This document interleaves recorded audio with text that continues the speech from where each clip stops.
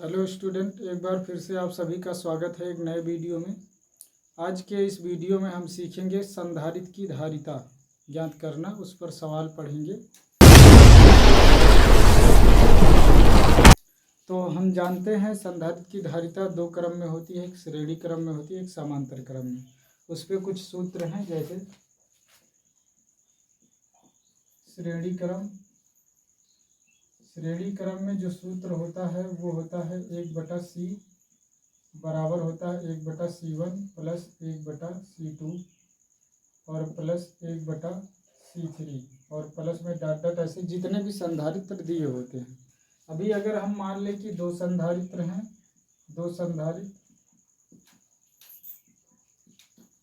तब जो धारिता होगी वो 1/c हो जाएगी, बटे में 1/c1 प्लस 1/c2। अब इसी को थोड़ा सा डायरेक्ट करने के लिए इस तरह से कर सकते हैं, यहाँ से तिरछा गुणा कर देंगे तो 1/c बराबर हो जाएगा यहाँ से c2 और यहाँ से c1, तो क्या हो जाएगा c1 प्लस c2 और ये हो जाएगा c1 c2। और अगर इसको पलट देंगे, यानी कि हम लिखना चाहें c बराबर, तो क्या लिख सकते हैं c1 c2 बटे में c1 प्लस c2, यानी कि जो भी संधारित्र श्रेणी क्रम में होंगे उनके संधारित्र को पहले गुणा कर लेना है और बटे में उन संधारित्र को हमें क्या कर लेना है, जोड़ लेना है। इस तरह से करना है, ऐसा करें या फिर ऐसा करें, ऐसे इससे अच्छा ये ज़्यादा पड़ेगा, क्योंकि इसमें लासा मासा इसकी दिक्कत नहीं होगी, इसलिए ये ज़्यादा थोड़ा सा आसान होगा। ठीक है, अब हम सीखेंगे, अगर मान लीजिए कि संधारित्र हैं, कई संधारित्र श्रेणी क्रम में जुड़े हुए हैं, जैसे कि हम एग्जाम्पल में ले रहे हैं कि 3 संधारित्र श्रेणी क्रम में जुड़े हुए हैं और इन सभी की धारिता क्या है, 3 माइक्रोफैरेड है। क्या है, 3 माइक्रोफैरेड। तो इनकी अगर हम धारिता निकालें शॉर्टकट में, तो क्या हो जाएगा C बटे n हो जाएगा, C बटे n हो जाएगा। जो धारिता होगी तुल्य धारिता क्या हो जाएगी, वो C बटे n होगा। C क्या है, किसी एक संधारित्र का मान है, तो एक संधारित्र का मान कितना है, 3 माइक्रोफैरेड। और n क्या है, संधारित्रों की संख्या है, कितने संधारित्र हैं, 3 संधारित्र, तो 3 से हम कर देंगे डिवाइड, तो क्या हो जाएगा, जो तुल्य धारिता होगी वो 1 माइक्रोफैरेड हो जाएगी। चलिए इसी चीज को यहाँ करके देख लेते हैं। इस वाले सूत्र में तीन जो संधारित्र हैं इनको श्रेणी क्रम में, तो हम जानते हैं श्रेणी क्रम का सूत्र है 1/c बराबर 1/c1 plus 1/c2 plus 1/c3। देखना चाह रहे हैं यही आ रहा है, डायरेक्ट करने पर जो हमने किया है वही इसको फार्मूले पर रखने पर आ रहा है कि नहीं आ रहा है। तो इसको हम संतुष्ट करा के देख रहे हैं कि जो हमने लिखा यह सही है या नहीं है। तो c1 का मान क्या है, 1/3 हो गया। ऐसे ही c2 का मान भी 3 है और c3 का मान भी 3 है। क्योंकि जो हर है वो बराबर है, इसलिए अंश को क्या कर लिया जाएगा, जोड़ लिया जाएगा। तो 1 और 1 मिल करके क्या हो जाएगा, 3। तो 3/3 यानी कि ये भी क्या हो गया, 1 माइक्रोफैरेड। तो अगर संधारित्र की धारिता जो है श्रेणी क्रम में है और सभी संधारित्रों का जो मान है वो समान है, तो हम क्या कर सकते हैं, उनके लिए शॉर्टकट फॉर्म में C बटे n कर सकते हैं और हमें तुल्य धारिता मिल जाएगी। तो याद रखें, तो कैसा याद रखें कि एक साधारण सा सूत्र है ये, और इसी को अगर 2 संधारित्र हैं तो उनके लिए ये कर सकते हैं कि 1/c1 और 1/c2 व्युत्क्रम करके जोड़ लें, और या फिर इसी व्युत्क्रम को सॉल्व कर लें, तो इस तरह से ये आएगा C बराबर c1 c2, यानी कि दोनों जो संधारित्र होंगे उनका गुणनफल बटे उनका सम कर लेना, ऐसा करना है। ऐसे ही हम समांतर क्रम का फार्मूला देखेंगे।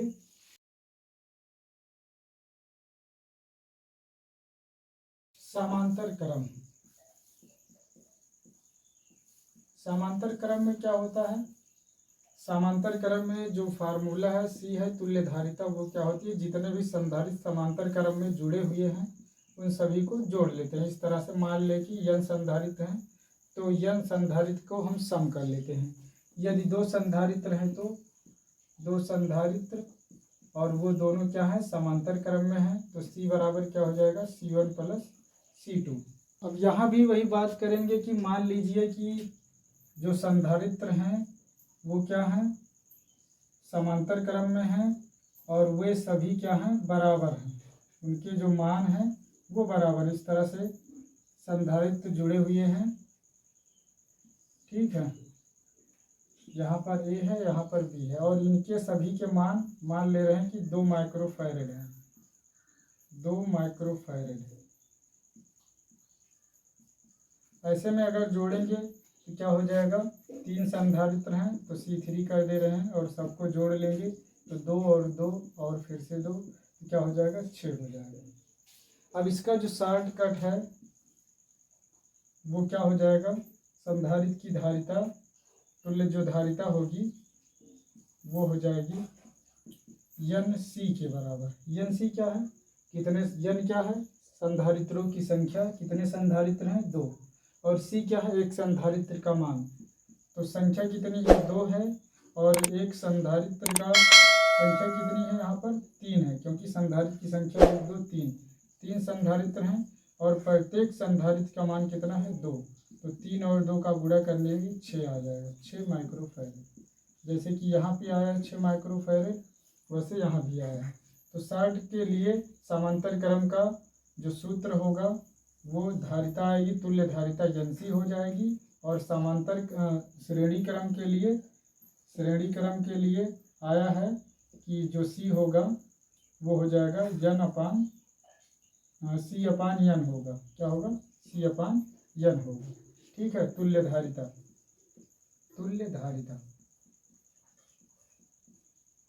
तो आशा करता हूँ कि ये चीज़ें जो आपको बताया जा रहा है अच्छे से समझ में आ रहा है। तो ऐसे ही इनका प्रयोग करते हुए चलिए हम एक सवाल को देखते हैं और इसकी तुल्य धारिता को निकालते हैं। क्वेश्चन इस प्रकार से है कि दिए गए चित्र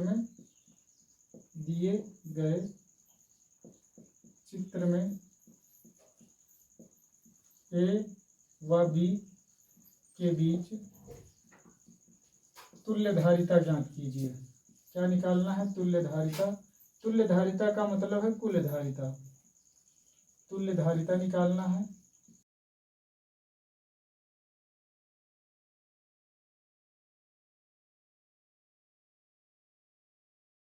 से है ये क्वेश्चन आपका 2022 यूपी बोर्ड में आया हुआ है, यूपी बोर्ड 2022 में आ चुका है। तो यहाँ देखिए, अगर हम बात करें तो कैसे अब यहाँ पहचानेंगे कि श्रेणी क्रम में है या समांतर क्रम में।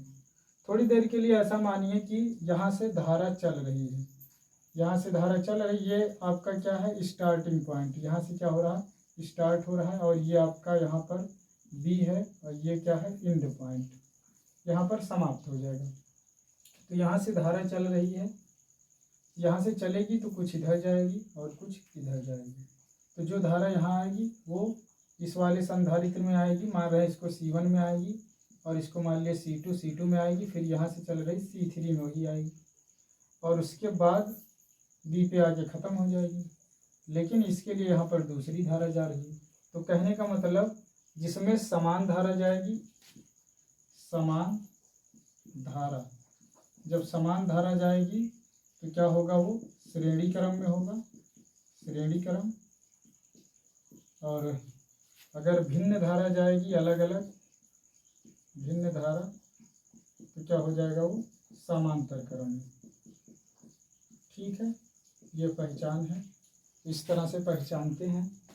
तो यहाँ से हम देख पाए कि C1, C2 और C3 में जो धारिता आई, जो धारा आ रही है वो समान धारा बह रही है, तो इसलिए इसकी धारिता निकालेंगे। आप यहाँ भी देखिए शॉर्टकट का यूज कर लें अगर, तो ये क्या है, तीनों संधारित्र की धारिता बराबर हैं, तो क्या हो जाएगा, तुल्य धारिता क्या हो जाएगा वो। और ये किस क्रम में है, श्रेणी क्रम में, तो लिख देंगे श्रेणी क्रम में कौन कौन है, C1, C2 व C3 श्रेणी क्रम में है, श्रेणी में है, तो इसलिए तुल्य धारिता क्या हो जाएगी।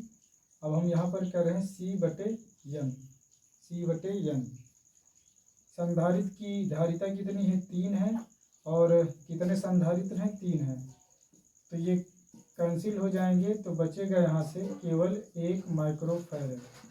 ठीक है, अब इन सबको सॉल्व कर लिया तो बच गए 1।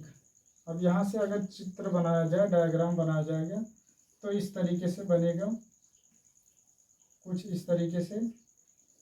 अब यहाँ पर A आया है और यहाँ पर B आया है, क्योंकि यहाँ से जो धारा चली सब में 1 है, इसमें अलग था, तो ये और सभी समांतर क्रम में होंगे, तो सबको मिलाकर आ गया 1 माइक्रोफैरड और एक पहले से था 3 माइक्रोफैरड। तो ये समांतर क्रम में है, तो समांतर क्रम में होने पर क्या हो जाता है, तुल्य धारिता जो होती है, तुल्य धारिता, उनको जोड़ लेते हैं तो क्या हो जाएगा, ये 1 और 3 मिला करके 4 माइक्रोफैरड हो जाएगा। तो इस पूरे परिपथ का जो तुल्य धारिता होगी वो कितनी होगी, 4 माइक्रोफैरड। तो ऐसे ही और वीडियो पाने के लिए और क्वेश्चनों की सीरीज पाने के लिए कृपया इस वीडियो को शेयर करें और चैनल को सब्सक्राइब करें। वीडियो को देखने के लिए बहुत बहुत धन्यवाद। आपका दिन शुभ हो।